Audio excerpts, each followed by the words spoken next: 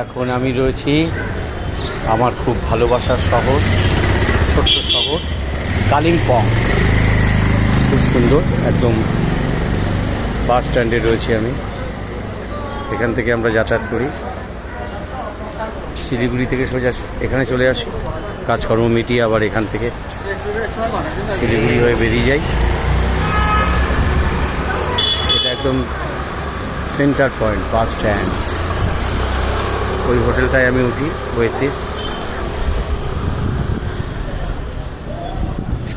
এখানে তো ঠান্ডা আছে, কলকাতায় কী অবস্থা কে জানে।